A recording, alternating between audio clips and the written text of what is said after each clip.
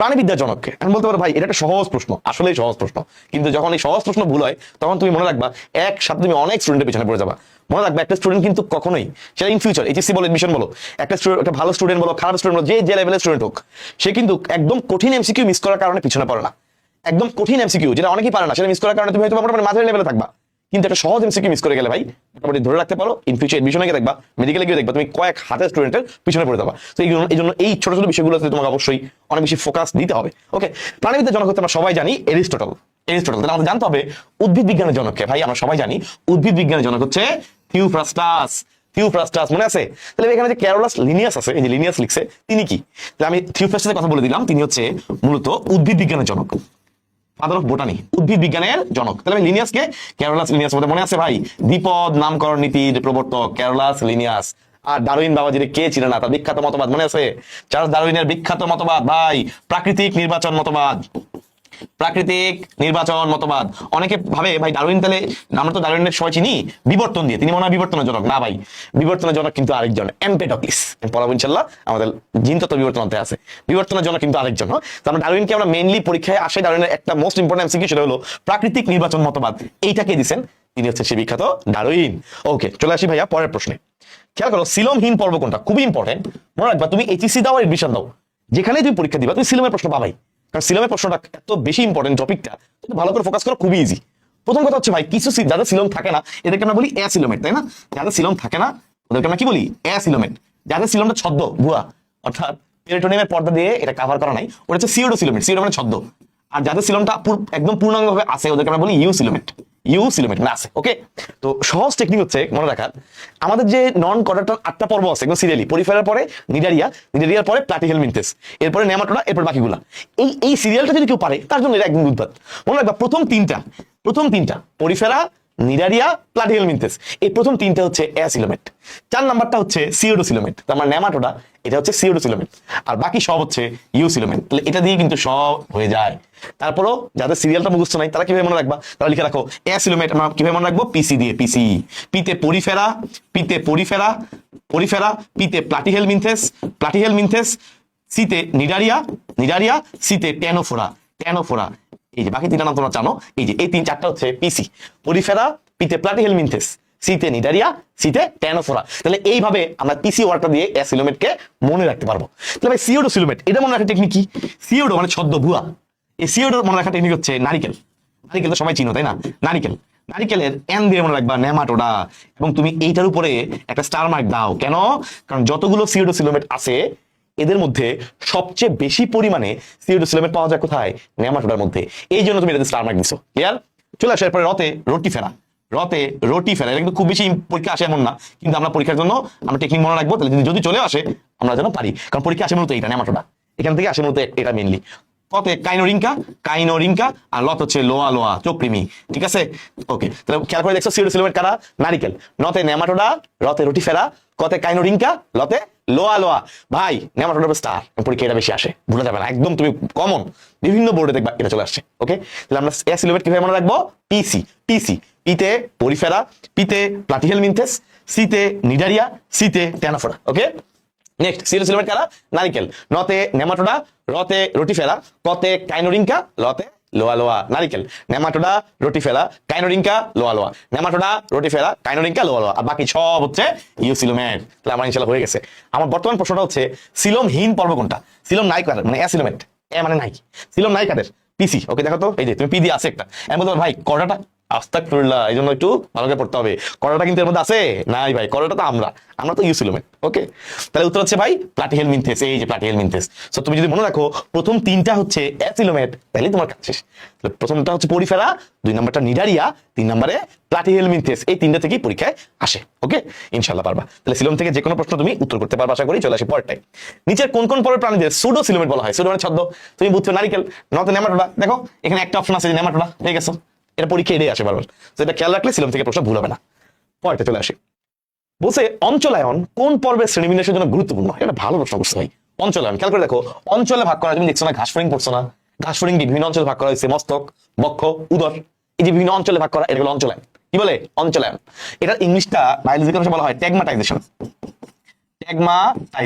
অঞ্চলায়ন বা ট্যাগমাটাইজেশন। স্ট্যাগমাটাইজেশন মানে অঞ্চলায়ন। এটা আমরা মূলত পাই আর্থ্রোপোডা পর্বে। কই পাই ভাই? আর্থ্রোপোডা, এই যে ঘাসফড়িং, তারপরে তোমার কি বলে চিংড়ি, এগুলোর মধ্যে পাই আর্থ্রোপোডা। আর্থ্রোপোডার মধ্যে কি পাবো? অঞ্চলায়ন। তোমরা আর্থ্রোপোডা পর্ব পড়ার সময় মনে রাখবা 3টা এমসিকিউ আছে যেটা খুবই ইম্পর্টেন্ট। আর্থ্রোপোডা মানে আর্থ্রোস, পোডা মানে পা। আর্থ্রো মানে জয়েন্ট, সন্ধি। এই যে পাটা দেখতে এরকম, পায়ের মধ্যে এরকম অনেকগুলো জয়েন্ট আছে, যে পায়ের মধ্যে অনেকগুলো জয়েন্ট আছে, এই জন্য বলা হয় আর্থ্রোপোডা। পায়ের মধ্যে জয়েন্ট আছে, জয়েন্ট যেন বলে আর্থ্রোপোডা। অনেকগুলো পোড আছে, পায়ের মধ্যে অনেকগুলো জয়েন্ট আছে। খুবই ইম্পর্টেন্ট ভাই, মনে রাখবা আর্থ্রোপোডা পর্বের প্রাণীদের শরীরের থাকা স্থানে খালি জায়গাগুলোতে রক্ত থাকে। এই জন্য আর্থ্রোপোডা রক্ত সংবহনতন্ত্র খুবই ইম্পর্টেন্ট, মুক্ত। আর এই মুক্ত সংবহন, মুক্ত ওপেন ছড়ানো, শরীরের যে সকল খালি জায়গা এগুলোর মধ্যে রক্ত ছড়ানো থাকে। তোমার তো খালি জায়গা রক্ত নাই, এই পেটের মধ্যে খালি জায়গা রক্ত আছে নাই, কিন্তু ওদের রক্ত ছড়ানো আছে পুরো শরীরে। এই জন্য একেবারে মুক্ত সংবহনতন্ত্র খুবই ইম্পর্টেন্ট, খুবই ইম্পর্টেন্ট। এই মুক্ত সংবহনতন্ত্রটাকে বলা হয়, এদের এই রক্ত যেহেতু ছড়ানো থাকে পুরো শরীরের খালি জায়গাতে, এই জন্য বলা হয় হিমোসিল। কি বলে? হিমোসিল। এইটা তুমি ভাই পরীক্ষায় পাবা। সিল শব্দের অর্থ গহ্বর, হিম মানে রক্ত। ওই যে গহ্বরে, পুরো শরীরের গহ্বরে রক্ত ছড়ানো, এটাকে আমরা বলি হিমোসিল। এবং এই আর্থ্রোপোডাই প্রাণী জগতের সবচেয়ে বৃহত্তম পর্ব, সবচেয়ে বেশি। তাহলে প্রাণী জগতের সবচেয়ে বৃহত্তম পর্ব কোনটা? প্রাণী জগতের সবচেয়ে বৃহত্তম কোনটা? উত্তর হচ্ছে আর্থ্রোপোডা। নেক্সট প্রশ্ন ভাই, তাহলে প্রাণী জগতের দ্বিতীয় বৃহত্তম পর্ব কোনটা? ইম্পর্টেন্ট না? ইম্পর্টেন্ট। তাহলে ভাই প্রাণী জগতের দ্বিতীয় বৃহত্তম হচ্ছে মলাস্কা। এবং মজার বিষয় কি জানো ভাই? এই মলাস্কার মধ্যে আর আর্থ্রোপোডা দুইটার মধ্যেই মুক্ত পাওয়া যায়। এই মুক্ত সংবহনতন্ত্র দুইটার মধ্যেই পাওয়া যায়। কিন্তু পরীক্ষায় তোমাকে ঝামেলা ফেলানোর জন্য একটা এমসিকিউ আছে, একটা শব্দ আছে মুক্ত আর বদ্ধ নরমাল, কিন্তু একটা শব্দ আছে অর্ধমুক্ত, দুইটার মাঝামাঝি। এইটা কোথায় পাওয়া যায়? এটা আর কোথাও পাওয়া যায় না, শুধু একটা জায়গায়। পুরো অধ্যায় 1-এর আর কোথাও পাওয়া যায় না, শুধুমাত্র এক জায়গায়। এই হচ্ছে সেই মলাস্কা। মলাস্কার পাশে তুমি অবশ্যই এই অর্ধমুক্ত কথাটা মনে রাখতে হবে। অর্ধমুক্ত সংবহন পাওয়া যায় কোথায়? উত্তর হচ্ছে ভাইয়া মলাস্কায়। তাহলে আমরা অঞ্চলায়ন কোথায় পাবো? উত্তর হচ্ছে আর্থ্রোপোডায়। অঞ্চলায়ন কোথায় পাবো? আর্থ্রোপোডায়। তো এই অঞ্চলায়ন যেহেতু আসছে, এখানে আরেকটা এমসিকিউ আছে, সেটা হচ্ছে খণ্ডায়ন। আরেকটা এমসিকিউ আছে যে খণ্ডায়ন। প্রত্যেকটা খণ্ডকে, প্রত্যেকটা টুকরাকে বলা হয় মেটামিয়ার বা সোমাইট। মেটামিয়ার বা সোমাইট। এই খণ্ডায়ন আমরা কোথায় পাই? কার শরীর খণ্ডখণ্ড? কেঁচো। কেঁচো শরীর কি ছিল? খণ্ডখণ্ড, মনে আছে? তাহলে খণ্ডায়ন আমরা মূলত পাই এনিলিডা পর্বের প্রাণীতে। এনিলিডার উদাহরণ কি বলছি? কেঁচো। কেঁচো সবাই চিনো, এটা আমি জানি। কেঁচো শরীরে এরকম খণ্ডখণ্ড, টুকরো টুকরো, শরীরটা মানে এরকম এরকম এরকম টুকরো টুকরো টুকরো টুকরো এরকম, তাই না? এরকম শরীরের বডিতে এরকম পার্ট পার্ট করা, খণ্ড খণ্ড করা। এই খণ্ডায়নটা পাই আমরা এনিলিডার মধ্যে। ওকে, আসলে কিন্তু ভাই খণ্ডায়ন কিন্তু আমরা আর্থ্রোপোডার মধ্যেও পাই। কিন্তু আর্থ্রোপোডার যে খণ্ডগুলো, ঘাসফড়িং এর যে খণ্ডগুলো সমান না। বুকের খণ্ডটা বড়, পিছনে উদরের খণ্ড ছোট, তো এই জন্য এটাকে আমরা বেশি একটা ফোকাস করি না। কিন্তু কেঁচো শরীরে খণ্ডগুলো প্রত্যেকটা সমান সাইজ, এই জন্য এটা বেশি ইম্পর্টেন্ট। তাহলে সমখণ্ডায়ন সমান সাইজ এনিলিডার মধ্যে, আর উল্টাপাল্টা সাইজ আর্থ্রোপোডার মধ্যে। ক্লিয়ার? তাহলে খণ্ডায়ন, সমখণ্ডায়ন যদি বলা হয় সেম সাইজ, তাহলে আমরা বুঝবো আমরা এনিলিডার মধ্যে। ঠিক আছে? আর আর্থ্রোপোডার মধ্যে কি দেখবো? অসমখণ্ডকায়ন, অসমখণ্ডায়ন। ক্লিয়ার? তো এই খণ্ডগুলোকে কি বলে? এই খণ্ডগুলোকে বলা হয় মেটামিয়ার, মেটামিয়ার বা সোমাইট। ওকে, মেটামিয়ার বা সোমাইট। ঠিক আছে? তাহলে আমরা ইনশাআল্লাহ পারবো। এখন আসি ভাইয়া, খুবই ইম্পর্টেন্ট এই টপিকটা যেহেতু আসছে, এই টপিকের কয়েকটা জিনিস আমরা যদি রিলেট করে পড়ি তাহলে আমার একটু পড়াটা ইজি হয়, তাই তো? চলো আমরা একটু রিলেট করে একটু আর একটা এমসিকিউ দেখি। খেয়াল করো, এখানে বলা আছে মলাস্কা। মলাস্কা মানে শামুক, আমরা জানি, এই যে অলরেডি এখানে একটা এমসিকিউ পড়া হয়ে গেছে। এই শামুকের একটা এমসিকিউ বারবার পড়ে আসে, সেটা হচ্ছে এই মলাস্কাদের একটা স্পেশাল রেতি জিহ্বা থাকে, রেতি জিহ্বা বা রেডুলা। এটা পরীক্ষা অনেক পড়ে আসছে। তাহলে মলাস্কা যখন আসবে তুমি একটা এমসিকিউ ভুলে যাবে না, সেটা হচ্ছে রেতি জিহ্বা। রেতি জিহ্বা বা এটার আরেকটা নাম হচ্ছে রেডুলা। এই এমসিকিউটা ভুলে যাবে না ভাই, বুঝছো?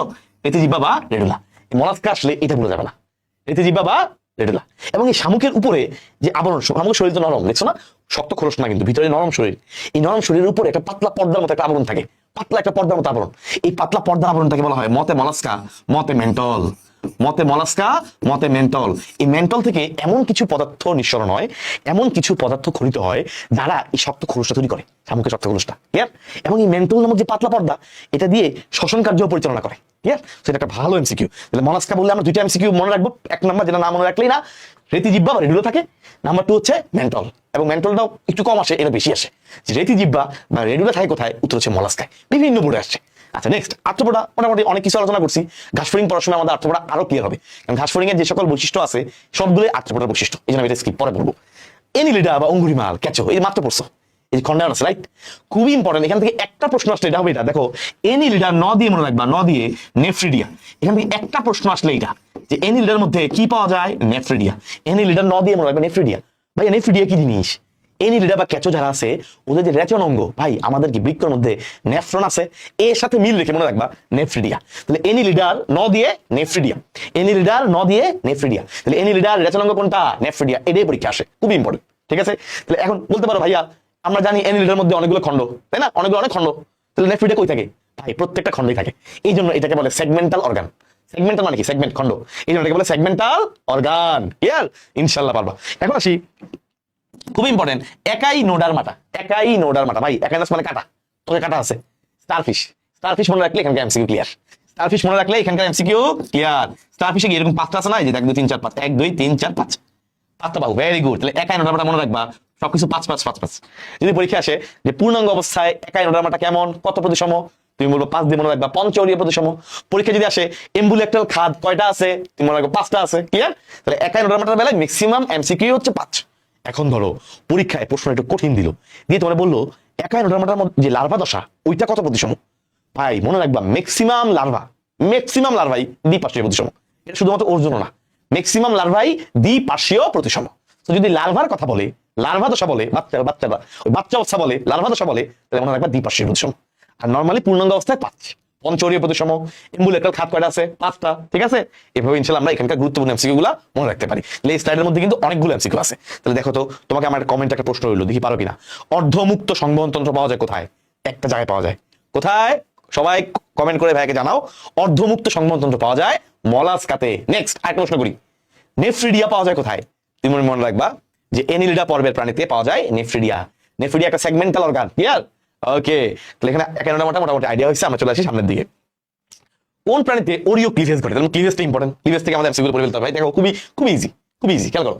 ওরিও ক্লিভেজ ভাই, ওরিও ভাই দেখো, ওরিও ওয়ার্ডটার সাথে কোন পর্বের নামের মিল আছে? ভাই ওরিওর সাথে এনিলিডা কোনো মিল নেই। একটা ওরিও, একটা এনিলিডা কোনো মিল নেই। ভাই ওরিওর সাথে পরিফেরা কোনো মিল নেই। ওরিওর সাথে আর্থ্রোপোডা, ওরিও আর্থ্রো মিলে গেছে কিন্তু, ও আর এই আর মিল আছে। ওকে, তাহলে ওরিওর সাথে মিল কার? ওরিও ক্লিভেজ ঘটে ওরিও আর্থ্রো। তাহলে মনে রাখবা ওরিও ক্লিভেজ ঘটে কোথায়? আর্থ্রোপোডায়। ওরিও আর্থ্রো।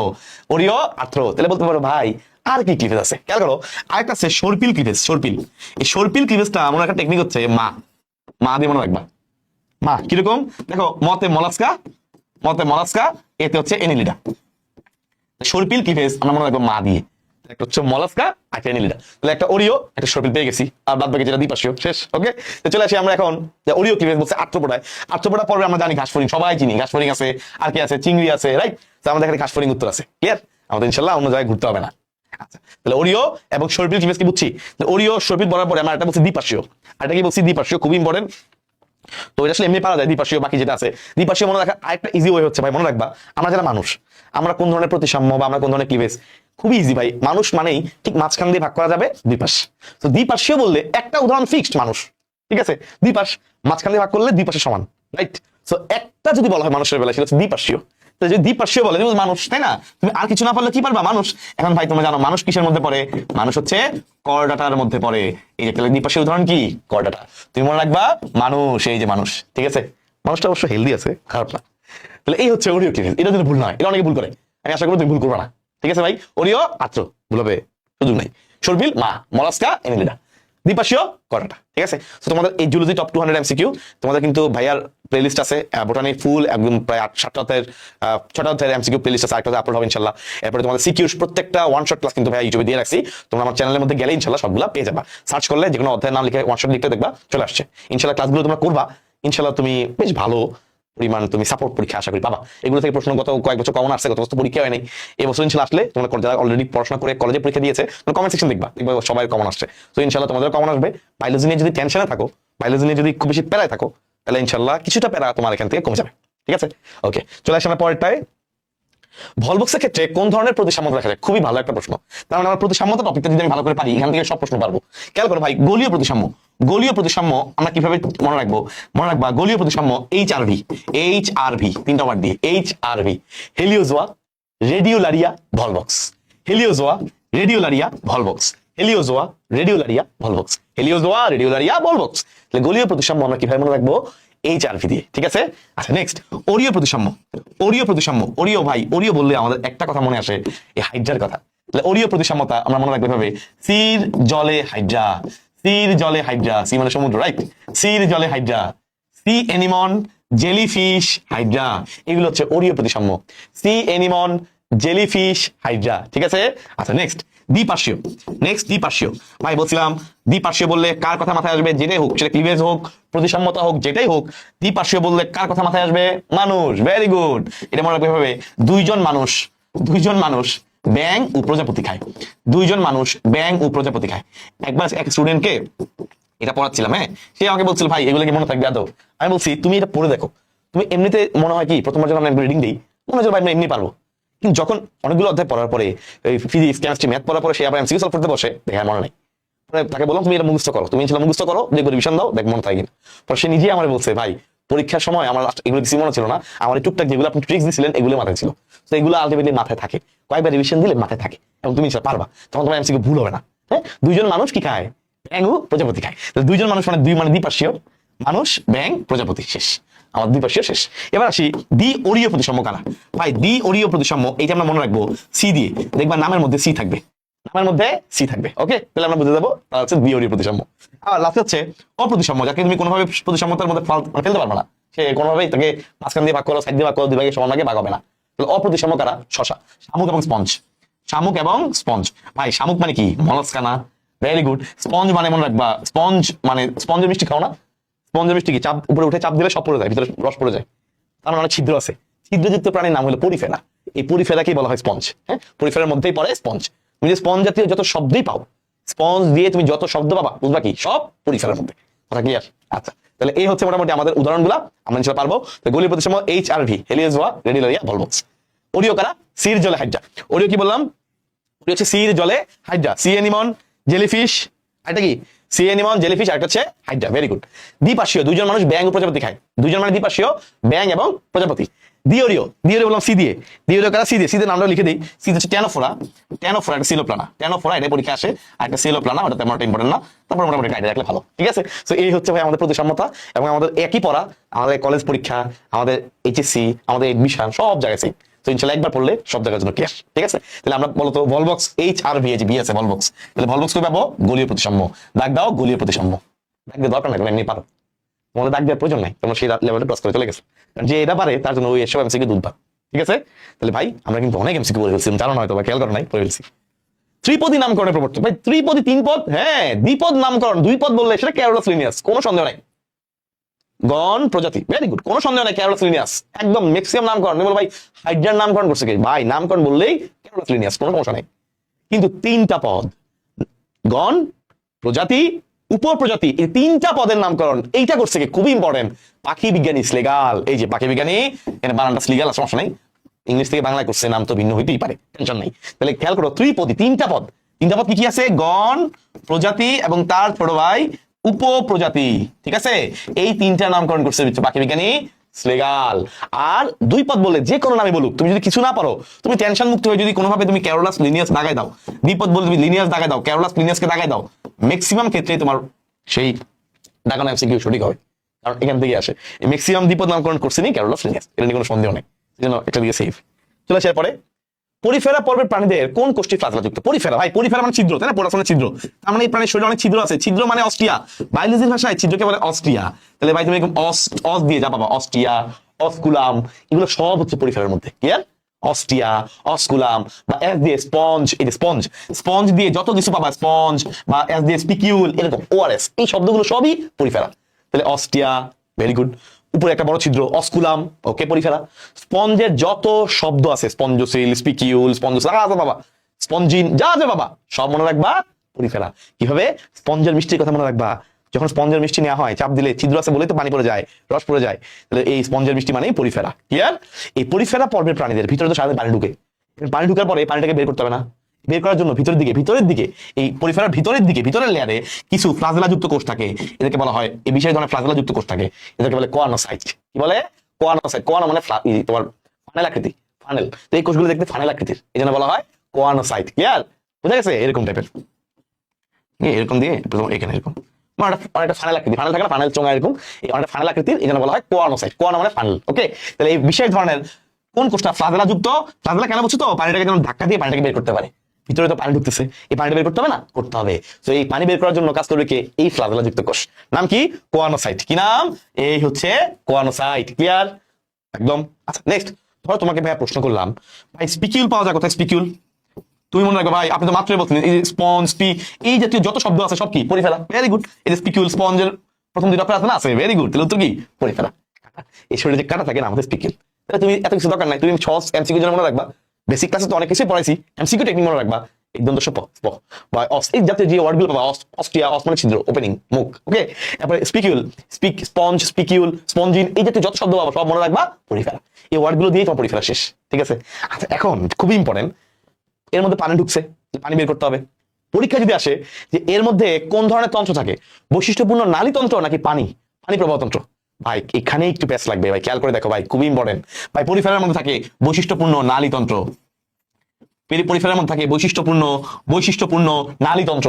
তাহলে ভাই কেন আপনি আলাদা করে বললেন? কারণ যদি পানি প্রবাহতন্ত্র বলে তাহলে কিন্তু ভালো করে মার্ক করো, উত্তর হচ্ছে একাই নোডার মাটা। এটাতে অনেক স্টুডেন্টের প্যাচ লাগে, খেয়াল রাখো ভাইয়া। যদি বলা হয় পানি প্রবাহতন্ত্র, উত্তর কি হবে? একাই নোডার মাটা। আর বৈশিষ্ট্যপূর্ণ নালীতন্ত্র বললেই উত্তর হচ্ছে পরিফেরা। ইনশাল্লাহ আজকের পর থেকে কারো প্যাচ লাগবে না, ক্লিয়ার? পারবো? তাহলে একাই নোডার মাটা কি হবে বলো, পড়াইছি। যদি পরীক্ষায় আসে বৈশিষ্ট্যপূর্ণ পানি প্রবাহ নালীতন্ত্র, উত্তর কি হবে? পরিফেরা। যে পরীক্ষা আসে পানি প্রবাহতন্ত্র, উত্তর কি হবে? একাই নোডার মাটা। এই দুইটা এমসিকিউর জন্য কোনোভাবেই ভুল না হয় ইনশাল্লাহ। তোমরা যারা ক্লাসটা করতেছো তোমাদের ইনশাল্লাহ ভুল হবে না। পরীক্ষা আসছে পানি প্রবাহতন্ত্র, কি হবে? একাই নোডার মাটা। স্টারফিশ সারাদিন পানির মধ্যে আছে, সে ডান। আর নালীতন্ত্র, বৈশিষ্ট্যপূর্ণ নালীতন্ত্র বললে কি হবে? পরিফেরা, ঠিক আছে। ওকে, চলো আমরা পরের এমসিকিউতে যাই। নিচের কোনটা সঠিক? আচ্ছা, খেয়াল করে দেখো, এখানে লিখছে প্যারাপোডিয়া আর রেডুলা। এই রেডুলা তোমরা পড়াইছি, পড়ে নাই? এটাই বলছিলাম খুবই ইম্পর্টেন্ট, পরীক্ষা আসে। Very good. রেডুলা বা রেতি জিহ্বা কই থাকে ভাই? পড়াইছি। রেডুলা বা রেতি জিহ্বা কই থাকে মনে আছে? রেডুলা বা রেতি জিহ্বা থাকে হচ্ছে ভাই মলাস্কাতে। তাহলে উত্তর এটা আটচপটা হবে না। Okay fine, very good. এবার আসি, এখানে দেখো লেখা আছে প্যারাপোডিয়া, সরি লেখা আছে প্যারাপোডিয়া। প্যারা মানে দুই পাশ, প্যারালাল, পোডিয়া মানে পা। দুই পাশে পা থাকে, জানো? ক্যাচর, কেঁচো দেখবা কিলবিল কিলবিল করে চলে, দুই সাইডে পা। তাহলে প্যারাপোডিয়া কার থাকে? উত্তর হচ্ছে ক্যাচো। ক্যাচো মানে কারা? এনিলিডা। তাহলে মলাস্কা হবে না ভাই, এটা উত্তর হচ্ছে এনিলিডা। ক্যাচো, ক্যাচোর মধ্যে থাকে এই প্যারাপোডিয়া। তাহলে ভাই বলতে পারো আর কি থাকে, করে ফেলি। ওকে, ধরো এই হচ্ছে এনিলিডা, পড়বে ক্যাচো মনে করো। হ্যাঁ, ক্যাচোর অনেকগুলো খন্ড আছে, ভেরি গুড। তার কিছু কিছু পা থাকে এরকম একদম চুলের মতো, শুরুর দিকে চুলের মতো, পরে কিছু কিছু থাকে এরকম একটু মোটা মোটা, একটু মোটা মোটা। হ্যাঁ, আচ্ছা যেগুলো চুলের মতো, একদম চুলের মতো, এগুলোকে বলে সিটি। এগুলো কি বলে? সিটি। আর যেগুলো মোটা মোটা মাংস মাংস, এগুলো বলে প্যারাপোডিয়া, পায়ের মতো, ওটা মানে পা। এই হচ্ছে এনিলিডা পরের বৈশিষ্ট্য, ঠিক আছে। ওকে, রেডুলা তো বলছি মলাস্কা। স্পঞ্জশীল ভাই বলছিলেন স্পঞ্জ পাইলে কি হবে? উত্তর পরিফেরা। তার মানে আই লাভ ইউ, উত্তর পেয়ে গেছি, ডান। ওকে, ভেরি গুড। নটকর্ড, এটা তো সবাই জানে ভাই। নটকর্ড কাদের থাকে? যাদের নটকর্ড আছে ওদেরকে বলা হয় কর্ডাটা, রাইট? যাদের নটকর্ড আছে ওদের কি বলে? কর্ডাটা। আর এখানে লিখে আছে একাই নোডার মাটা, সে তো নন কর্ডাটা পরের প্রাণী। আমার কাহিনী এনে শেষ। উত্তর হচ্ছে 3 নাম্বারটা, স্পঞ্জশীল। ওকে, তুমি যদি খেয়াল করো এই কথা, আমি আগাচ্ছি কিন্তু এতক্ষণ আমরা কয়টা এমসিকিউ পড়ছি, খেয়াল করো। এনে 1 2 3 4 5 5টা এখানে আছে, ভেরি গুড। দেখো একটু আইডিয়া দেখো, এখানে দেখো 6 7 8 9 10 11, খেয়াল করো। ওটা একটা 12 13 14 15 16 17, প্রত্যেকটা ধরি 18, একটা করে ধরি সবগুলো। হ্যাঁ, 18 19 20 21 22। ওকে, এরপর হচ্ছে এখানে 23 24 25। মানে তুমি যে চিন্তা করো ভাই, 2 3 স্লাইড 4 5 স্লাইডের মধ্যে দেখবা 20 25 এমসিকিউ হয়ে গেছে। তো তুমি যদি যারা আসলে এই অংশগুলো ভালো করে দেখবে, তার ইনশাল্লাহ দেখবা এমসিকিউ নিয়ে কোথাও ভুগতে হবে না। কিন্তু তোমার কি করতে হবে জানো? তুমি ক্লাসটা করতেছো না, তুমি টুকটাক করে খাতার মধ্যে লিখবা। ভাই বলতো ভাই আমাদের বইয়ে সব লেখা আছে, লিখি আমি খাতায় কেন লিখবো? ভাই খাতায় এই পড়াটা হয়তো এমন হইতে পারে তোমার জীবনে কখনো পড়া নাও হইতে পারে, তাও লিখবা। লিখলে ওই এমসিকিউটা মানুষ বলতে সময় লাগে অনেক বেশি, লিখলে পড়াটা মনে থাকে। তুমি যখন একটা এমসিকিউ লিখবা, বিশ্বাস করো তুমি 10 বার পড়লে দেওয়া হবে, একবার লিখলে তা হবে। এবং লিখার কারণে মানুষের মধ্যে তুমি আস্তে আস্তে লিখতেছো, ব্রেনের মধ্যে কিন্তু বেশি ক্যাপচার করে। এমসিকিউতে ভালো করার আরেকটা ইম্পর্টেন্ট ওয়ে হচ্ছে যে এমসিকিউটা পড়বা, অ্যাটলিস্ট উত্তরটা তোমরা বলতেছি না এভাবে লিখতে যে গোলীয় প্রতিসাম্য পাওয়া যায়, এসব দরকার নেই। গোলীয় এইচআরভি, ডান। গোলীয় এইচআরভি, ওরিও সিরজোলাহাইড্রা, সিরজোলাহাইড্রা তোমার লিখতে হবে না। সি মানে সি এনিমন, জলে মানে জেলি, লিখতে হবে না। তুমি এটা মুখে মুখে পড়ো, বাট এই কিওয়ার্ড গুলো লিখো, তাহলে তোমার ব্রেনের মধ্যে এটা অনেকক্ষণ থাকবে, ঠিক আছে। আচ্ছা, নেক্সট। কোন পরের প্রাণীরা সমুদ্রের রেইন ফরেস্ট? খুবই সুন্দর ভাই। সমুদ্রের রেইন ফরেস্ট বলো, সমুদ্রের ফুল বলো, সমুদ্রের প্রবাল প্রাচীর বলো, সবই হচ্ছে একই এমসিকিউ। সেটা হচ্ছে আমাদের হাইড্রার যেই শ্রেণী, হাইড্রার যে ভাগ, হাইড্রার যে পর্ব, নাম হচ্ছে নিডারিয়া। সেখানে এই সমুদ্রের এই জাতীয় সৌন্দর্য বর্ধক যা যা বাবা, ফুল বলো, প্রবাল প্রাচীর বলো, রেইন ফরেস্ট বলো, এই সব কিছুর উত্তরই হচ্ছে নিডারিয়া পরের প্রাণী। ইউজুয়ালি দেখা যায় প্রবাল প্রাচীরগুলোতে এদের সামুদ্রিক প্রায় 25% জীব অবস্থান গ্রহণ করে। তো এটা পার্সেন্টেজটা হয়তো তেমন ইম্পর্টেন্ট নাই সি লেভেলে, বাট এই জাতীয় সমুদ্রের যে এমসিকিউ পাবা, ফুল, রেইন ফরেস্ট, প্রবাল প্রাচীর, সবগুলোর উত্তর কি? নিডারিয়া, ঠিক আছে। তাহলে উত্তর হচ্ছে আমাদের নিডারিয়া। ভাই নেমাটোডা, এখানে কৃমি মনে আছে 4 নাম্বার পর্বটা, সুডোসিলোমেট, রাইট। তো এই নেমাটোডার বাংলা নামটা খেয়াল করো, নেমাটোড মানে সুতা, তার মানে নাম হচ্ছে সুতা কৃমি। সুতা কৃমি ভাই, সুতা যেটা সুতা দেখবা, সুতার উপরে মাথা কিন্তু গোল হয়, কখনো কিন্তু সুতা এমন হয় না যে 5 কোণা 4 কোণা হয় না। সুতা অনেক ছোট্ট কোণ আমি জানি, কিন্তু উপর দিয়ে দেখবা গোল, যে কোনো দড়ির উপরে কি গোল, তাই না? উপরে মাথা দেখলে দেখবা গোল। তাহলে এই সুতা কৃমির অপর নাম হচ্ছে গোল কৃমি। ভাই মনে রাখবা, যে কোনো কৃমি কিন্তু তোমার শরীরের জন্য প্যারাসাইট, পরজীবী, তোমার শরীরে থেকে তোমার পুষ্টি নিয়ে যায়, ঠিক আছে, তাহলে নেমাটোডা কিন্তু এক ধরনের কৃমি, সুতা কৃমি, গোল কৃমি। আর যে চ্যাপ্টা কৃমি, চ্যাপ্টা এটাকে বলে প্লাটিহেলমিনথেস, প্লেটের মতো চ্যাপ্টা, প্লেট মনে রাখো, প্লেট কি চ্যাপ্টা না, প্লেটের মতো চ্যাপ্টা, ইজি, চ্যাপ্টা কৃমি, প্লাটিহেলমিনথেস, প্লাটি প্লেট। ওকে, তাহলে আর ভুল হবে না। চলো আমরা সামনের দিকে আগাই। শিখাকোষ নামক রেচনাঙ্গ পাওয়া যায় কোথায়? ভাই আপনি একটু একটা রেচনাঙ্গ পড়াইছিলেন, আপনারা পড়ছিলেন, কি ছিল? নেফ্রিডিয়া কোথায় পাওয়া যায়? এনিলিডার মধ্যে, মনে আছে? নেফ্রিডিয়া কোথায় পাওয়া যায়? এনিলিডার মধ্যে। এখানে কি বলছে? শিখাকোষ, খুব ইম্পর্টেন্ট, ডাক দেন 5 স্টার ইম্পর্টেন্ট। এখান থেকে একটা প্রশ্ন আসলে এটা প্লাটিহেলমিনথেস, শিখাকোষ পাওয়া যায় কোথায়? উত্তর হচ্ছে প্লাটিহেলমিনথেস।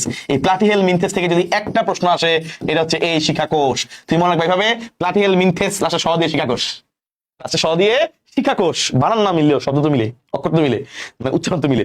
প্লাটিহেলমিনথেসের স দিয়ে শিখাকোষ। ওকে, তাহলে প্লাটিহেলমিনথেসের রেচনাঙ্গ কোনটা?